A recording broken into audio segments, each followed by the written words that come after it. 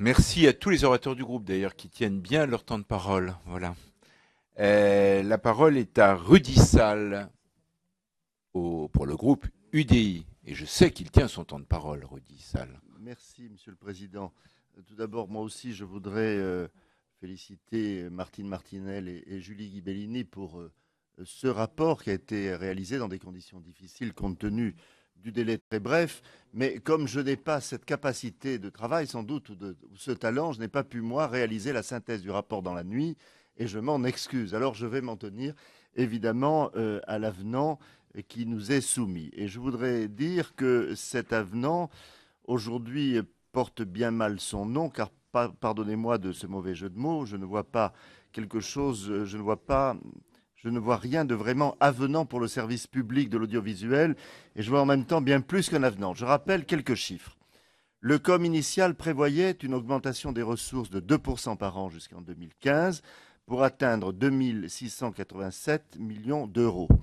Le projet d'avenant prévoit au contraire, à partir de 2013, une diminution moyenne de l'enveloppe publique de 0,5% par an. Comme le rappelle le CSA dans son avis pour cette seule année, la réduction est estimée à 26 millions d'euros par rapport aux dotations obtenues en 2012. Les ressources publiques affichent une diminution de plus de 200 millions d'euros par rapport au COM initial. À cela se rajoute la dégradation des prévisions de recettes publicitaires. La diminution représenterait près de 100 millions pour 2015. Au bout du compte, la diminution des ressources prévisionnelles de France Télévisions correspond à un montant d'environ 340 millions d'euros à l'horizon 2015, une diminution de 10,5% par rapport au contrat d'objectifs et de moyens initial. En réalité, cet avenant remet en cause l'équilibre général du COM pour la période 2013-2015, avec le risque de dégâts collatéraux sur les missions de notre service public audiovisuel.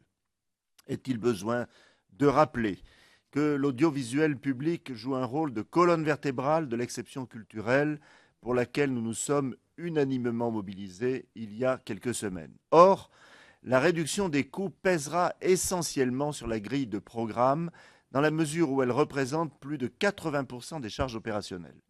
Les investissements dans la production cinématographique et audiovisuelle européenne ou d'expression originale française sont véritablement sabrés. Je pense que Marcel Rogemont y sera sensible. Le manque à gagner pour le secteur représentera 60 millions d'euros en cumulé à l'horizon 2015. Vous le savez, France Télévisions, c'est 750 millions d'euros par an versés à la création audiovisuelle.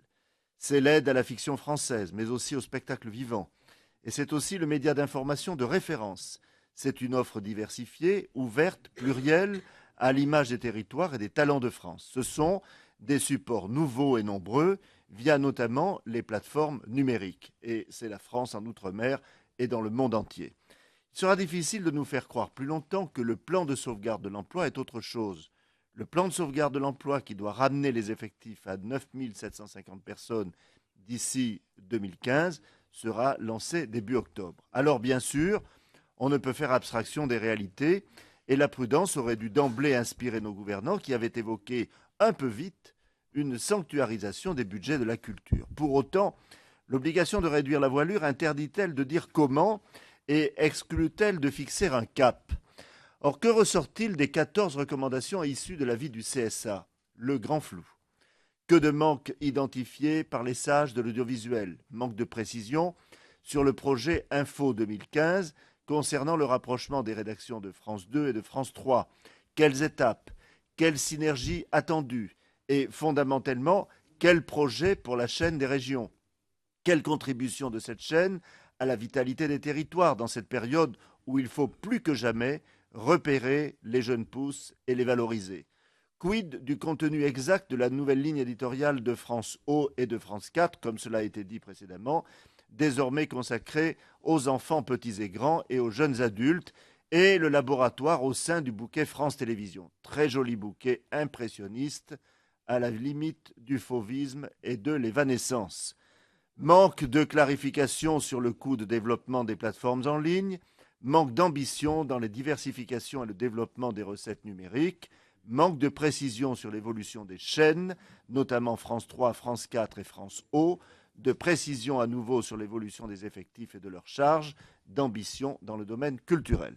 Voilà donc un avenant rabot, à la lame un peu large, au cheminement dangereusement indistinct, qui risque de ne laisser aucune trace utile, si ce n'est douloureuse, pour les personnels de France Télévisions, pour la culture et pour la francophonie. Je vous remercie. Merci Rudy Sol qui s'exprime pour le groupe UDI. La